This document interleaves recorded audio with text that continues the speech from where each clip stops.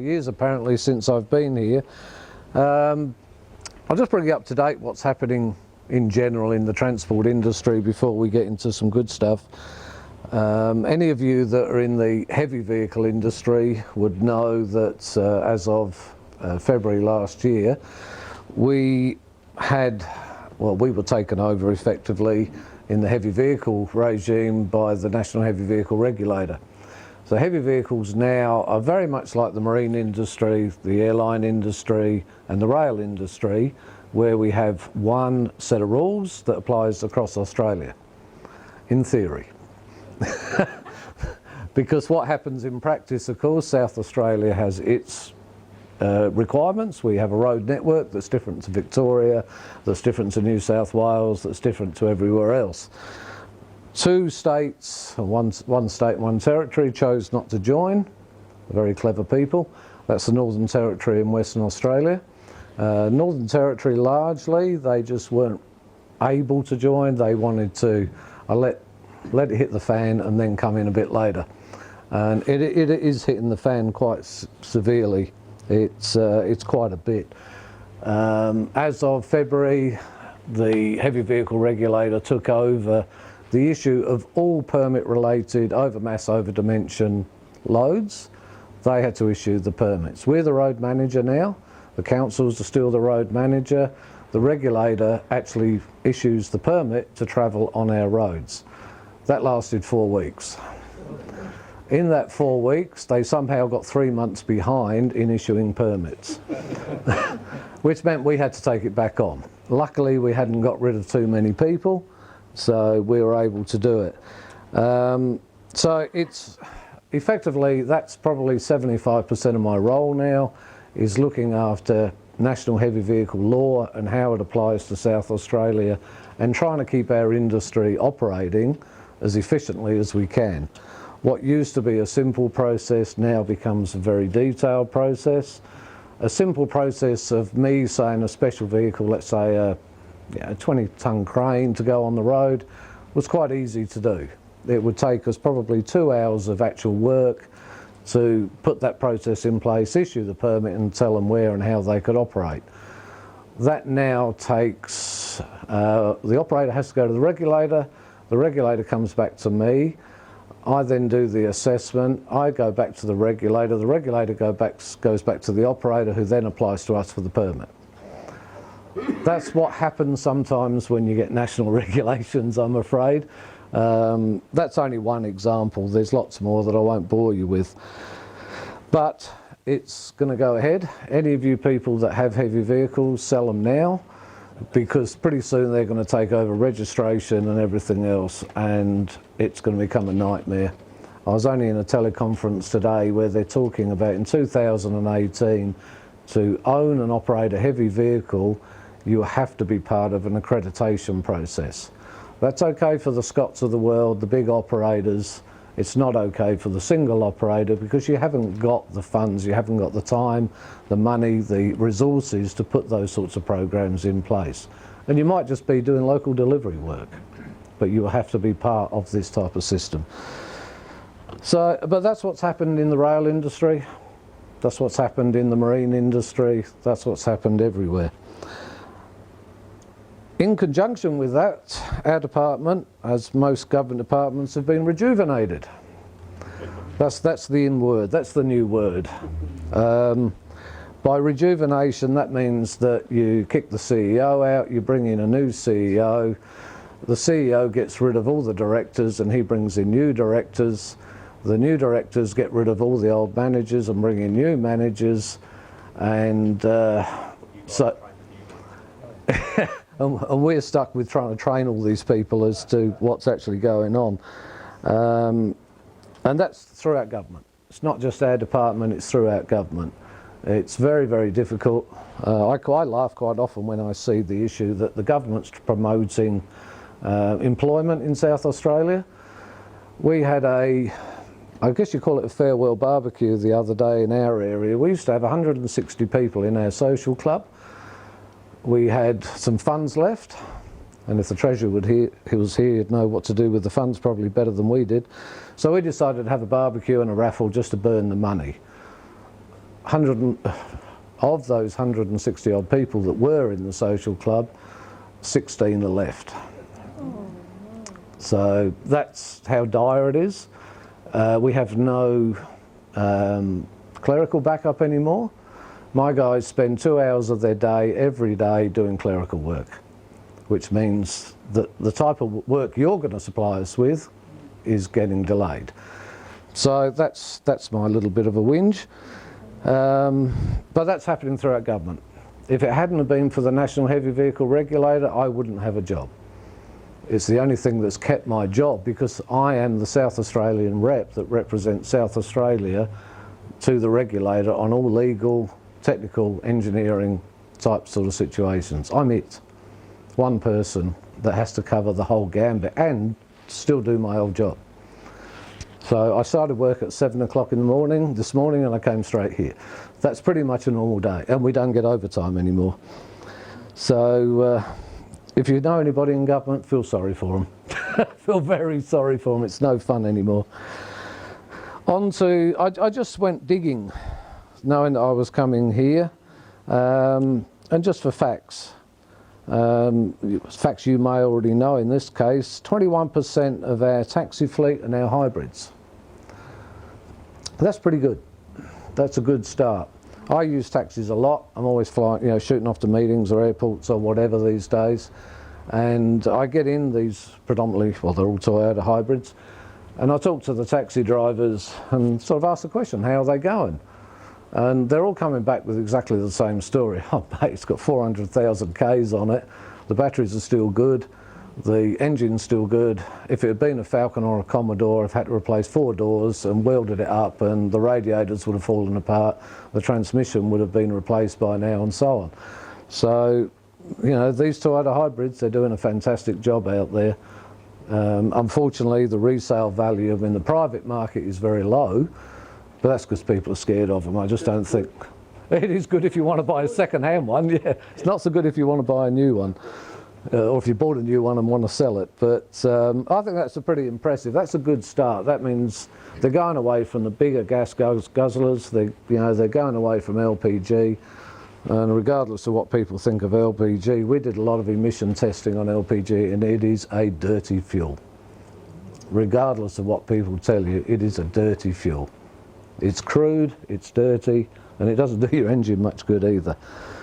But it was a good gap filler when we had the fuel crisis, the scare, and everything else at the time. I put my old Statesman on it and destroyed the engine in probably 100,000 Ks, and that was beautifully tuned. But the old V8 Holden engine just didn't take to gas very well. The department, we're actually doing a bit of green stuff ourselves. We have several pedelecs now, and we use them daily. I've ridden from Regency Park to town and back for a meeting just for the hell of it. It's actually quicker than taking the taxi, and they're very good. Once you get used to operating the pedelecs, they're a very good machine. They are legal ones, which is good. I'm glad the department bought legal ones and not illegal ones. So you do actually have to pedal to keep the electrical assistance there, but they do work extremely well. If anybody's not experienced a pedelec, give it a crack. My old legs don't like pedaling anymore, but I went to town and back on a hot day, didn't even get up a sweat. They're good value. Right, the theme, the Jetsons are coming. Now, as we all know, especially in our sort of general age group, I'm looking around and I'm not going to lump you into my age group, but I should be retired and I'm not. They won't let me go at the moment. But the technology that's around these days is just amazing. And driverless cars. That's our next big challenge within government, is driverless cars. Why don't we have flying cars? Technology's there. Why haven't we got flying cars? We're going for driverless cars. The reason we haven't got driverless flying cars, we haven't got the structure to accommodate it. Where do you land a flying car? Where do you take off from? Where do you park it? Do you have air traffic control? There's all these sorts of things. The reason I'm bringing these sorts of things up, the driverless car issue, which is huge at the moment, and you may or may not know we have coming up in Adelaide, and I've got some dates here, the International Drivercar Conference, 5th and 6th of November. We have got speakers from all over the world coming to that. It's huge, it's big for Australia, it's even bigger for South Australia. We're having trials on the Southern Expressway on the 7th and 8th, I think it is, of November with the Volvo experimental car. Doesn't mean we're going to be brave enough, and nor is Volvo, to actually mix it with traffic. We're actually closing the road off and just driving up and down. We may have some of our cars on there, but the reason being is we haven't got the legislation in place yet. It sounds simple for a driverless car, but there are so many issues that you've got to accommodate to get a car onto the road without the driver being in control, because traditionally our legislation, of course, requires the driver to be in full control at all times. And the other thing, are we ready for this technology? And I don't think we are. You know, so what legislation needs to be changed for this sort of technology? What are the safety, mobility and community benefits of driver cars? There's quite a few. If you look at it from a taxi perspective, it's quite reasonable to expect that technology that could assist these people. There are airports around the world that run them around airports. But to me, they're not much different to when you go to a big factory where they have their little tractors running around that just follow a guide. They're not true driverless cars. They just follow a specific track. And already we have got things like adaptive cruise on our cars. Adaptive cruise makes you lazy. Having automatic headlights on makes you lazy. And if you accidentally, for some reason, you might be servicing the car and turn that off, and I've done it myself on my car, I've then driven out at night, and because of the electronic dash layout that you've got, all the lights come on and you don't realise your headlights aren't on. So you make silly mistakes of driving down the road and people are waving to you and you wave back and you think everybody's friendly for a change, and you realise you haven't got your headlights on, but your dash lights are all on. And in a well-lit street, you don't notice that your headlights aren't on. Adaptive cruise control makes you very lazy. I don't know if anybody's driven with adaptive cruise control. So you're out on the highway, you're cruising along, listening to the music, shouting at the kids or whatever the case may be, grandkids, whatever. And you know that the car, as you're catching up to the truck in front, will slow down for you. And you have absolute faith in that system working. I can tell you now, on a Mondeo, if a bug hits that camera on the front, your adaptive cruise control doesn't work anymore and you scare the living daylights out of yourself. Because suddenly you're up the back of the truck when you're thinking, oh, it'll slow down, it'll do its job. And you're just having a chat because all you're doing is, you know, on the steering wheel. So all this technology is great, but it's making us lazy drivers. It's making us sloppy drivers. So, you know, these are the issues that we've got to face as regulators, as to how do we keep things safe? How do we advance? How do we bring these issues in? And electric vehicles are in the same sort of boat. Kangaroo Island, you would already know this, of course, that they've got, what, 5 charging points. You can hire a couple of the council cars at the airport and you can cruise the island in an electric car. That's fantastic. If you talk to the council about the legalities behind what they had to go through for their insurance, it was huge. It seems simple, oh, we'll just hire out some cars. But they're electric. And that makes people worried. And I don't know how you go for your own personal insurance on these cars, but I'm sure, you know, some companies may not touch it. I don't know. Most are pretty good? Yeah, well, that's good, because third party on, not for home conversions, but not necessarily comprehensive. Yeah, yeah. So, you know, the rest of the world is not keeping up. We're falling behind as regulators, which is why we wanted to host this driverless car thing in Adelaide. All right, the minister got onto it and it was his idea, we let him have that, but you know, that's politicians for you, you know, but it was a push from our department that got that moving. So Hyundai want to bring their car into South Australia, and it's escaped me now what the heck it is, hydrogen car. Hyundai have got a purely hydrogen based vehicle. It's in Sydney at the moment. Again, we've got a problem from a legislation point of view as to getting that into South Australia so people can drive it, because the Commonwealth, who allowed the car to come into the country, say it's an evaluation vehicle and can only be driven by people associated with Hyundai. Hyundai want everybody to drive the car.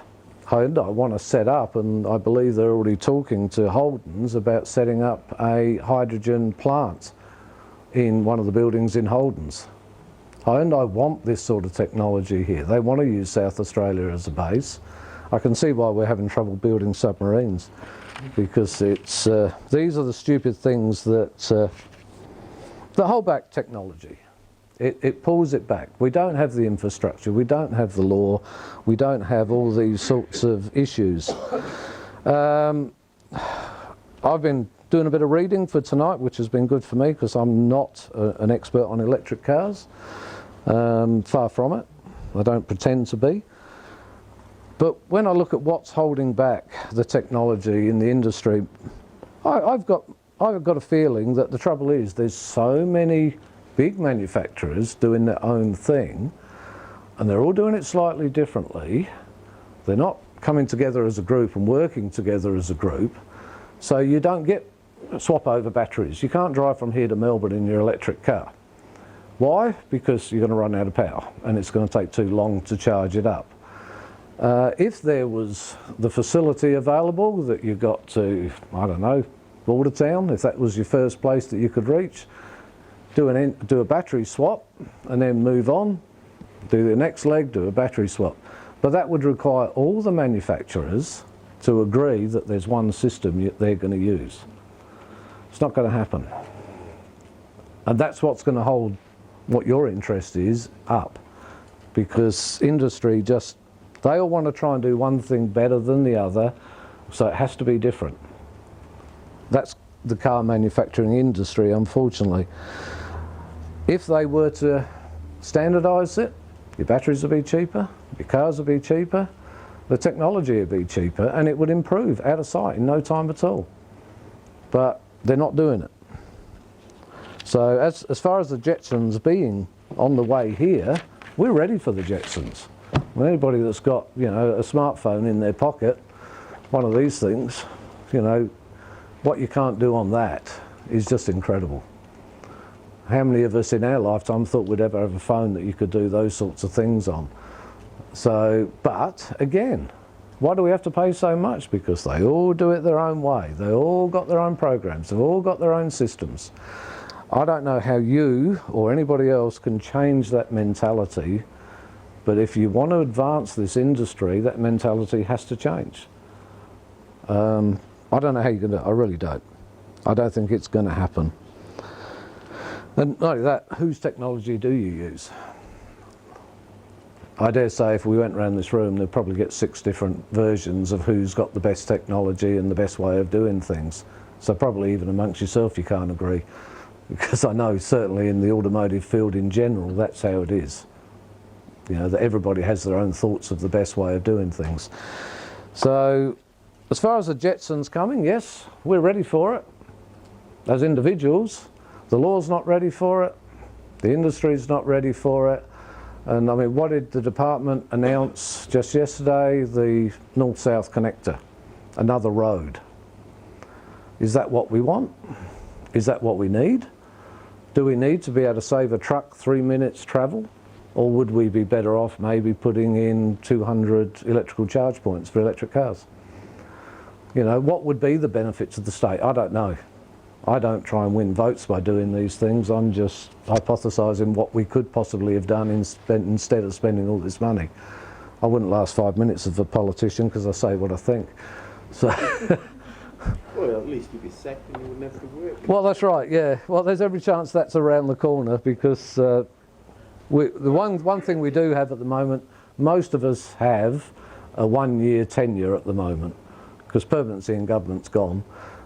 So most of us that are left have a 1-year tenancy. So, but then again, I was talking to a guy late last week that got his 1-year tenancy on, when was that, July, early August, and he's gone already. So he got marched out the door. So it doesn't mean much. So other than that, look, I'm open to questions. I think that's possibly the easiest way, any questions you have, because my involvement, of course, is in vehicles in general. All right, it's tending towards the heavy vehicle stuff. We're still doing with reduced stuff, we're still doing all the vehicle modification stuff. We're still doing all the advice to consumers, to industry, to registration departments, to other government departments. We're trying to standardise as much as we can. That's still a huge issue for us in the light vehicle land. We also now, of course, with this National Heavy Vehicle Regulator, it's something I didn't mention. I used to have around my desk on shelves, probably if I stacked them up, the law would be about yay big in folders, would be about that thick. I've now got 2 stacks that high because we have light vehicle rules now and heavy vehicle rules. So we have 2 sets of law that we have to work to. You've got more job security. I have for at least 12 months, yes, because I don't think there's anybody else in South Australia bar me that knows the heavy vehicle law, because I was lucky enough, or unfortunate enough, whichever way you look at it, to actually virtually write it because it's national but it's South Australian based, and that will over time will change. So if you ever hear about national regulations, don't believe that they apply everywhere, because they don't. Even in the rail industry, the marine industry, everywhere else, they don't. They're every state, every jurisdiction, every port, every railway station, every owner of a railway line. And I didn't understand, or I didn't know this until recently, that I think in South Australia alone, there's something like about a dozen owners of railway lines. Yeah, I thought we owned the railway line, shows how naive I was. But I might own the piece from here to the road, you might own the piece down 3 kilometres down the road, and somebody else will own the other piece. You're obviously not clued up. We've got the smartest government in Australia, our state government. We've bought a whole new set of electric trains based on broad gauge, not on the national gauge. Oh, we're good. We're good, yeah. Yeah. Another 80 years of having the wrong gauge. Yeah, yeah, yeah. Well, we've got some clever people doing this sort of work. Whitlam years ago gave SA about 175 million to put extra lugs on all the people, so we just flew one rail over. Yeah, Idiots did nothing about it. yeah, yeah. We have electric trams that can't withstand our heat in South Australia. You know. Alan, with the driverless vehicle testing that's going to be happening in November, Yep. are they electric cars? Yes, I believe it is. It's only one that I'm aware of. I believe it is electric. Trying to get much information out of Volvo. I think they're still in its development stage very much, that car, but I believe it is an electric car, yes. Is this costing the taxpayers, or is it purely the companies that are... It's not costing, no, it's not costing the taxpayers at all. For me to attend the conference is gonna cost the taxpayer $700, and I will actually be a volunteer at there, but I've still got to pay. But we've got people come from all over the world. This will be a huge drive for South Australia, a huge benefit. I mean, you hear this all the time, but this is actually true, that it's not costing the taxpayer other than really our time. Because we will be out, we will have to close the road, we will have to monitor what's going on, and it's not outwardly, no. Volvo are putting in huge amounts of money to this testing. All the people that are coming out, all the speakers are coming out of their own cost. We're not paying them to come out here. So I thought they might be coming here because we've got the world's worst drivers in South. yeah, I won't argue that point, but no, they're coming here because the South Australian government, we promoted it to them, that we need to be leaders in something. And it makes a nice change for South Australia. I can't see it working. Not so much technologically working, but I mean, this driverless car has an accident. Who's responsible? Which is the legal part of what we're trying to deal with. I mean, the insurance is going to say, well, somebody's got to pay. Yeah, it's a real problem. I mean, you get in the car rotten drunk.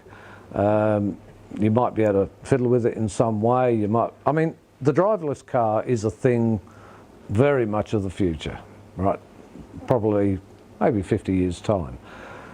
But we may well have a car without a steering wheel in 20 years' time. So the technology's there, the technology's available, the electronics are there, and people sort of stand back and go, oh, Mercedes-Benz don't bring one model of their car to Australia because it's got fly-by-wire on the steering. And our legislation doesn't allow that to occur. Now, you can fly an aeroplane without cables and rods and things like this, but we won't let you drive a Mercedes car in Australia, but with fly-by-wire steering. Very wise from my experience at Mercy.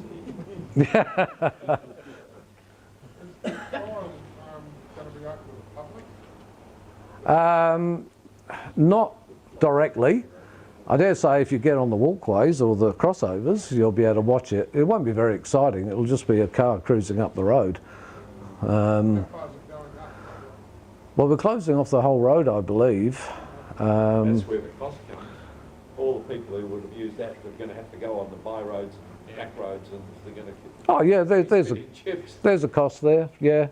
But I mean, we had to close off a road. That was one that's easy to map. It's easy to follow. We can follow it from above and below. They're going to drive the car to the freeway, aren't they? I would imagine. I would imagine. Well, good question. I don't know the answer to that because no one's approached us about granting it an exemption for it to be allowed to drive. So yeah, I'm not sure. Have you heard about the Tesla Model S?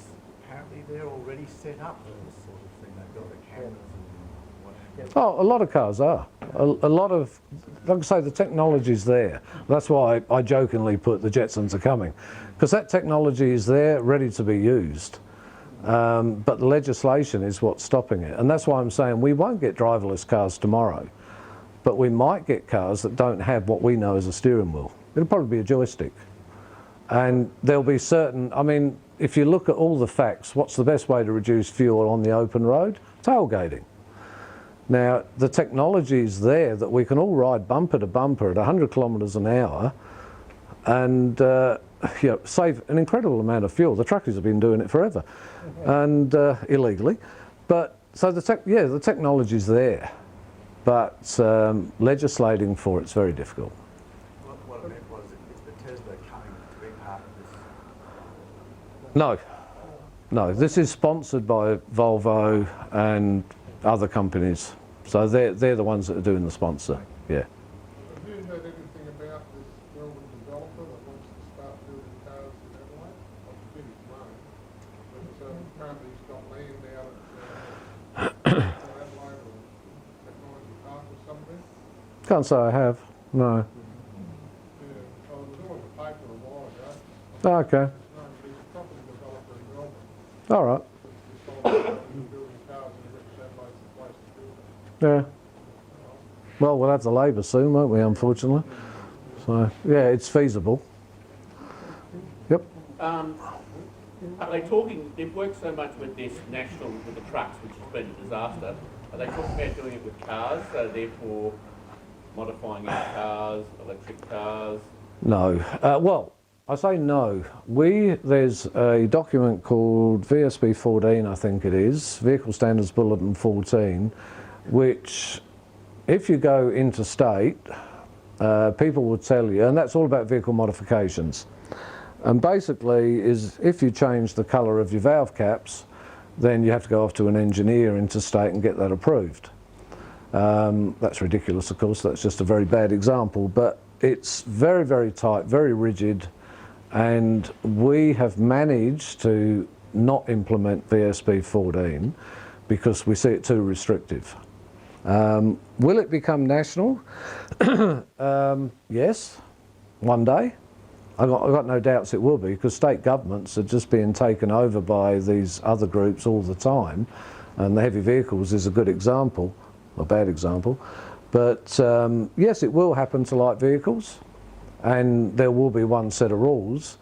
And it may be more relaxed or it may be tighter than what we currently have, but it will happen because that way you have the ease of travelling between states. And that's one thing that has worked with the heavy vehicle, the National Heavy Vehicle Regulator. You modify a vehicle interstate now, or you modify a vehicle, heavy vehicle in South Australia, you can go anywhere in the country and it will be approved. That's one thing that we did manage to get right. You still can't do that with light vehicles. Even though New South Wales, Queensland and Victoria say they abide by this vehicle standards bulletin, which is supposedly national, they all just take snippets. So rather than take snippets, we've just ignored it altogether, and we maintain it.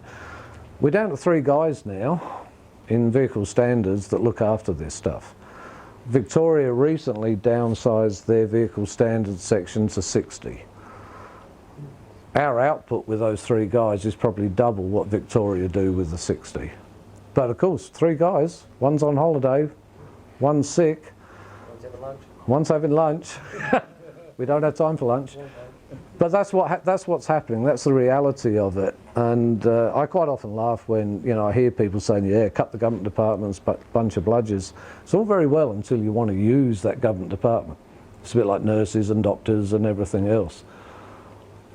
I heard a garbled story, and the facts might not be quite right, but I gather there was a trial of a driverless car in the United States somewhere, and because the system is hooked up to GPS and therefore has to have a computer-based, network-based system, Yep. that some hackers got in and drove the car off the road and down into a ditch just to show it could be done.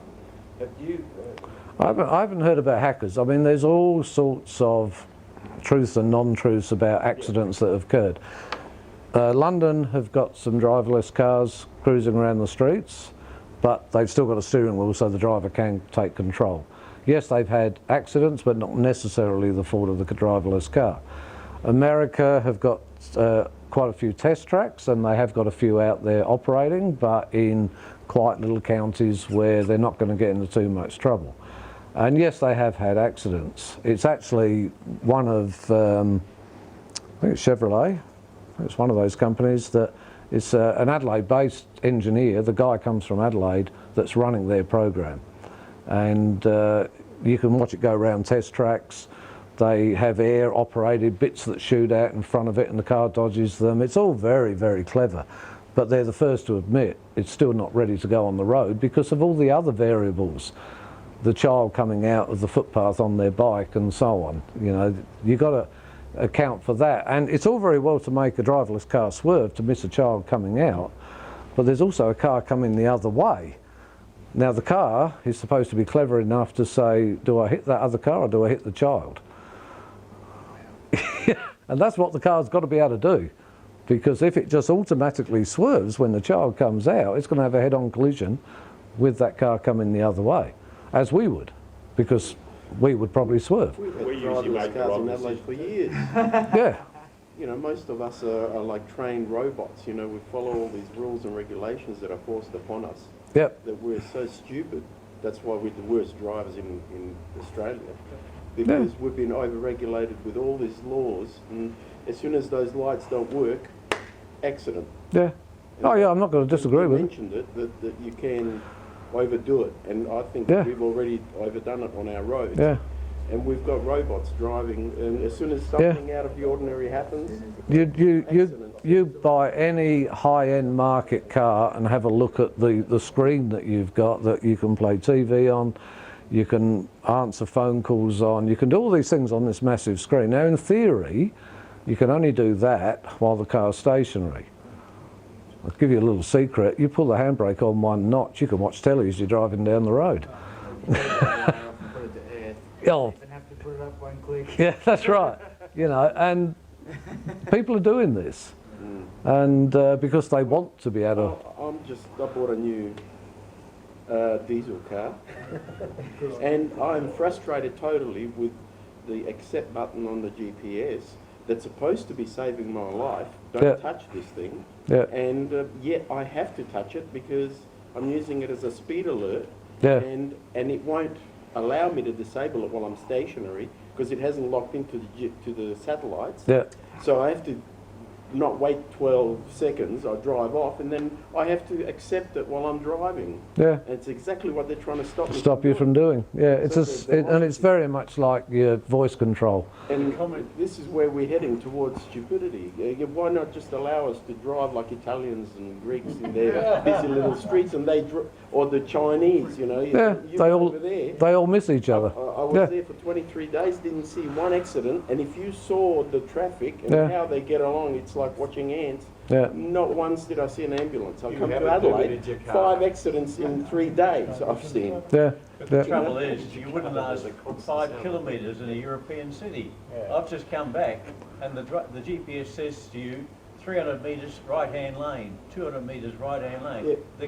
The GPS does all your driving for you. Yeah, it's It very gets visually on helpful. the screen. You don't have to look at the screen because the audio comes across. Exactly. Yeah. And so you'd be Yeah. absolutely hopeless because the lane changes are necessary within about I- 20 yards I somewhere. agree with you Yeah. totally. The GPS Oh, that- is one of the best things that have come up. Yeah. But no, what do? They don't allow you to activate it straight away. Technology is fantastic if it's Yeah. applied correctly. Yeah. Yeah. I just wanted to address that, the hack that you talked about. That was a documented test where the driver was involved with it. The car wasn't taken over to the detriment of the driver. It was an experiment done with the driver in full knowledge of it. And the whole thing was filmed both from the inside and outside the car as they did it. Yeah. Yeah. The hackers were able to take over control of the car without the driver being able to do anything about it. That wasn't a physical driverless car though, was it? That was a Jeep. yeah, it was a Jeep that had They've all been recalled. reversing ability. Yeah. There's also a video around which is actually quite funny. I think it's a Volvo, and it's the automatic stop. You know, when you come up to an object and it stops quickly. Yeah. And they were demonstrating it to some politician somewhere, and I'm not sure where it was, but so they all stood up in a line across the driveway, and they cruised up the car park and cleaned a lot of them up. One way to get rid of it. Luckily, no one was seriously hurt, but that's the trouble. They had tested that a million times, and it had never failed. The one time the cameras are on there, the damn thing failed. Yeah. So that's where it is. It was designed to detect humans in front of it. That was It could have been the problem. Could have been the problem. Can I make very brief reference to the comment you made about standardisation and how impossible it is? Yep. You cannot get the tail to wag the dog, so you can't do it from South Australia. But the EU's done it a couple of times. I think most of us are old enough to remember the cassette tapes, and they were used by all manufacturers. Yep. The second thing they did is they gave 2 or 3 years warning to the world phone manufacturers and said, after the year ... if you don't have the chargers we're recommending, you won't be allowed to sell them in the EU. Everybody put the right sockets on their phones. Yeah. You can standardise stuff, but it has to come from the top down. Yeah. And that's what I was saying. You've got to decide whose product you're going to use, what it's going to be, how it's going to operate. And if you don't do that, you will never get standardisation. It's almost impossible. But to do it from Australia is impossible because we don't count in the marketplace. Oh, absolutely. So Absolutely. We've Yeah. got to adopt an EU precedent or a US precedent. Yeah. That's all we can do. We've got a problem here in Australia with importing heavy vehicles in particular, because all through Europe and America, heavy vehicles are manufactured to 2.55 metres wide. Here, they're 2.5 metres wide. Our market is diminished like you wouldn't believe in the heavy vehicle industry of getting modern technology. We're still running Euro 5 on some of our trucks in Australia. We should be 6, 7, 8, coming towards Euro 8. But because the manufacturers are not going to skinny down a truck, for want of a better term, just for what, maybe 1,000 a year if they're lucky in Australia. So we've got a real problem with So what's also. the reason our roads are narrower? We at a conference in Melbourne recently, this was brought up, and we had some road designers there, and our roads are actually getting narrower because it's cheaper to build narrow roads than wide roads. And we haven't got the land. The shoulder on the side of the road doesn't exist anymore, so you've got your piece of bitumen that you drive on. So we design a road to accommodate 2.5 metres in width, a two-lane road or traffic coming at each other. Your mirrors can go outside of 2.55 because they're collapsible, and some bits and pieces on the trunk. Yeah, they're dispensable. But what do we do then after we built that road? We put a bike lane on the inside. Oh, of course. That road then, or a parking lane, that road then gets narrower again. The chap that spoke in this conference, and that was from Queensland, he said if they were to accept vehicles at 2.55, they would need something in the order of $2 or $3 billion for their road network system to accommodate vehicles at 2.55. Create work. But you talked about point 0.05. Talking 50 mil. That is 2 inches in the old money. Yep. That's bugger all. I mean, Yeah. Then they stick out great big wing mirrors and knock them off on things. Yeah, So but that's not the limiting factor. it's part of the limiting factor. In heavy vehicle design, you've got to take into account your tail swing. You've got to take into account the dynamics. I mean, because our trucks are getting bigger, we're getting smarter. We're running triple road trains into Adelaide now to save freight costs and also to get, I mean, 10 years ago you would never get a road train coming into Adelaide. You do now. They're coming into Port Adelaide. Yeah, I saw one carrying cows and one of the cows emptied its load. Maybe through an MGB with a through. I've sat behind them on my motorbike and had to go back home again, yeah. So, but yeah, width is one issue, but the dynamics, because the vehicles are getting bigger, and I won't bore you with the details, but the dynamics of a heavy vehicle, and we have processes where if you want to get bigger, longer, heavier, you've got to go through, on average it will cost, to get a new combination on the road, it will cost somebody who wants to build one or design one, probably in excess of $1 million. But we know it's safe, which is why we've now got triple road trains coming into Adelaide. They're not the ones that operate in Darwin. These are special units that have been designed to go in with traffic. So is the new road that you're going to build, is that going to be suitable for the new wider standard? No, because it will cost more. Yeah, but what's the point? We'll have 5 kilometres of new road. Whoops. Well, it's a start, but what's the point? We'll have 3 or 4 kilometres of new road that then link up to the old South Road again, which is congested. It's only getting widened to accommodate 2.5. Well, because we still won't be able to drive to Sydney, Melbourne, Canberra or Darwin over width.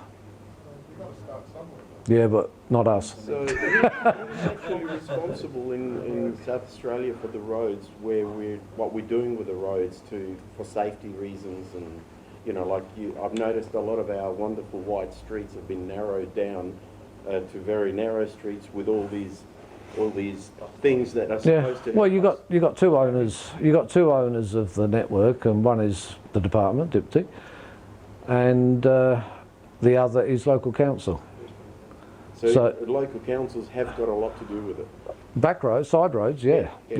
And that's part of the problem we have, is that we used to be able to work very closely with local councils by getting, you put a swimming pool in, you need a crane to get there to put the swimming pool over your house. No, you can't. That used to, you could still do it. The street's blocked. But the trouble is, the council now are having to employ people or get chartered professional professional engineers in to do the assessment of their road, because there's mass involved, there's width involved, there's turning circles, there's all the other issues.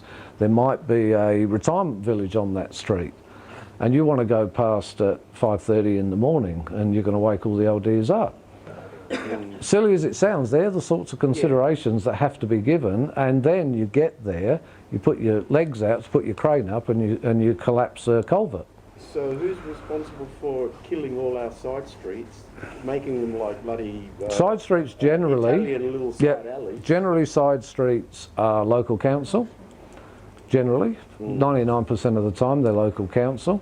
And you can also generally pick where the local councils live as to what restrictions. Right. So they've actually killed the side streets, which then have pushed all of us on the main roads. It's their Created it's their way of stopping you and I taking shortcuts between two major roads, so their roads deteriorate quicker, because their budget is incredibly high to maintain their road network that they have. Well, it'd be a lot more with trying to correct or fix those funny zigzags and the humps and bumps that everybody keeps destroying because they've spent the money on them. Yeah, but they've only got to get a few complaints from the locals. It seems like we're wasting a lot of resources on stupidity instead of allowing leave the roads the way they were. Yeah. Why do anything with them? I'm not going to support what local council does or doesn't do, but local council have been educated a lot over the last probably 10 years as to what their responsibilities are. And if the further north and west that you go, the worse the problem is, because we're now getting these massive rigs on their dirt roads. And you think you've got problems with bitumen. You go and put these rigs on their dirt roads. Harvest season's coming up, and the councils are not touching their roads until the harvest is finished, because their roads will be destroyed during harvest. They know that. So there's no unity with the road system at all. I mean, not to mention between states, but even in South Australia itself. Well, when you say unity, I mean, there is. It seems to be tied together. We're wasting so much money. Oh well, you got local council, you got state government, and those two will not cooperate with each other because they don't want to. What a ship cost together. Yeah. Do you have a standard? Oh, sorry, just cruise control. Sorry. Go on. Oh, sorry, go on. Do you have any standard or laws and regulations regarding adaptive cruise controls that the manufacturers got to? No, a lot of what goes into vehicles these days, electronic-wise, safety systems and things like that, they're not regulated for. I mean, believe it or not, airbags are still not regulated for. You do not have to have airbags in your car. You do not have to have a GPS. You do not have to have a clock. All this advancement, you don't have to have voice control, but we leave it to the manufacturers to self-regulate to that degree that as long as it's not operational and you're not playing with the buttons while you're driving, or as our friend says, you just put the earth across somewhere, or what I've done is just pull the handbrake on one notch. It's easy to get around these issues. But no, it's not regulated for in any way. There is no standard for cruise control or any of these. The reason I ask is that I have adaptive cruise control in my vehicle. Yep. And I happen to be going down the expressway, and fortunately there's no lights, so you can really see what your vehicle's doing externally. And I'm stuck in the middle of traffic at 100 clicks, and the adaptive cruise control kicked in, because I have it set for the minimum amount, not the maximum. Yeah. Otherwise every bastard goes in front of you. And she pulled up pretty quick. Yeah. And a guy went over shaking his bloody fist at me. And I thought, what the hell is this guy on about?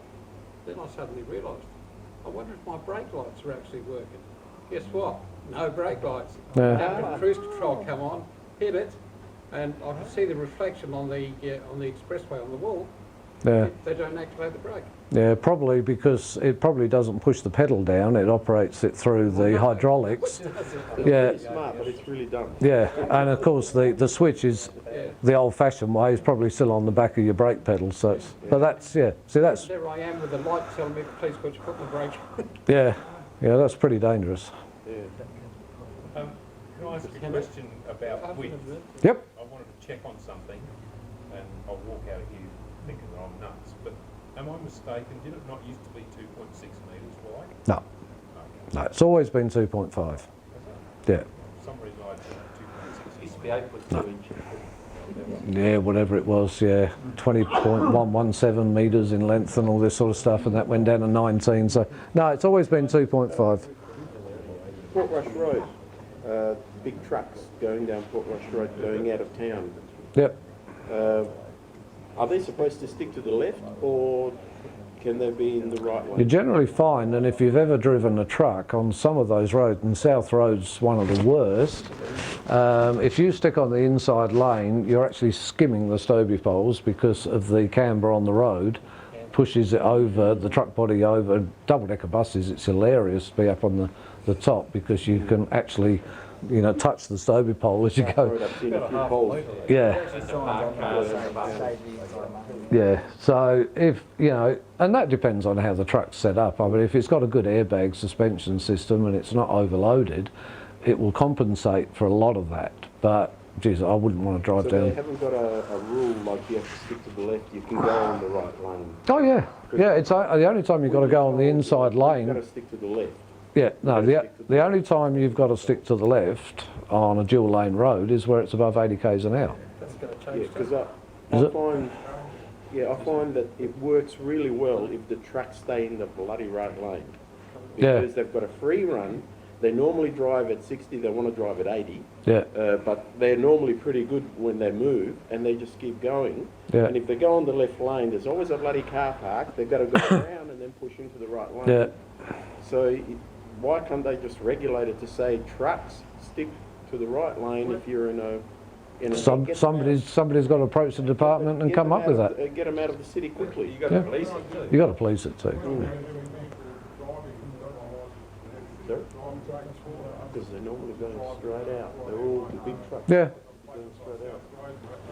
And it gives them a free run. And then if you want to pass them, Yeah, the camber on the road's too severe, and the It all depends on the construction of the road, doesn't it? I mean, in Europe, on the autobahns, all the trucks stay what we would call here the left lane. They're all on the Yeah. extreme right over there, that's it, full stop. yeah, and if they all stay in their own lane, the world's a wonderful place for everybody. Yeah, But you Yeah. get killed the other lanes. How are we going for questions now? I think we're getting a little bit off the topic. It's all good stuff, but we're all discussing our preferences on driver behaviour. Have we got the last things on the Jetsons and the fact that we now know how to watch the Jetsons on TV while we're driving a car with That's the right. handbrake on? Yeah. Oh, this gentleman here. Is there ever any plans to bypass the big trucks out of Adelaide altogether? So coming Port Wakefield and going through the country out towards Melbourne? There's lots and lots of plans, and those of you old enough to remember the MATS plan, that was a fantastic plan, and that road's, there's still empty land around the place that's been unused that was pulled up for the MATS plan. That was to do just that. It was to have sections all the way around Adelaide so that vehicles could get through. Too late now. They sold a lot of it up again. Yeah, they had all through Edwardstown. They did all the pain. They bought the land. Yeah. The Highways Department was the biggest landowner in the state. Yeah. And then there was a change of government, and they flogged it all off. Yeah. Yeah, really good long distance thinking. Jeff. One quick comment. I spoke to a bloke about the Prius versus the taxis with Ford Falcons, and he said the running cost of a Prius is exactly half of a Holden or a Commodore over its lifetime. Yeah, and that would predominantly be maintenance. Something like $500 a week Yeah. to run a Yeah. Prius than a Ford Falcon. Yeah, fuel-wise, the fuel costs, from what I'm hearing, aren't that much difference, because you know, they can be quite heavy on fuel the way taxi drivers drive, and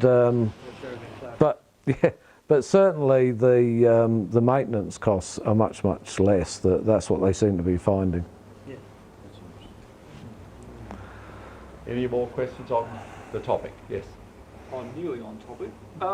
We're talking about the Jetsons, and you did mention mobile phones. Yep. SA mobile phone laws are different to the eastern states. I'll take your word for it. Yep. We are allowed to answer and make calls if your phone is in a cradle, commercial cradle. Yep. But we can't do any other thing. You can't use it as the GPS function, for instance, right? You can in Victoria and New South Wales. Any idea, and I use that GPS function a lot. You know, there's time speed things on the freeway. Yeah. I've got the average speed thing up. If the average speed creeps over, I slow down, etc. Yeah. And I reset it every time I go through a time gate, right? Yeah. Illegally. Yeah. I mean, is there any rationale why SA laws would be different to the other states? I didn't know they were, and it's not an area that I'm involved in at all, but I can certainly take that back and ask the question, because you are allowed to have a driver's aid in a car, and if you're using the GPS, same as an inbuilt GPS, what's the difference if your phone's in a cradle or the inbuilt GPS? Yeah, and let's face it, most inbuilt GPSs aren't very accurate or very useful. So. One final comment about your driverless cars, they'll never come to South Australia, because I doubt very much they've got a camera pointing up, because South Australia must be the only state I know of where even private verandas go over the carriageway. I happen to be, you people know, I owned it all the gas company. I was down there one day when a truck took the veranda off. Yeah. I out and photographed it and showed the police the well done. The veranda at the top was about 8-10 inches over the roadway. Yeah. So, you Just know, now. it's not just leaning on Canberra roads. Yeah. You're out about driving your bus or high vehicle, look up the wheel. Truck was probably too wide, that was the trouble.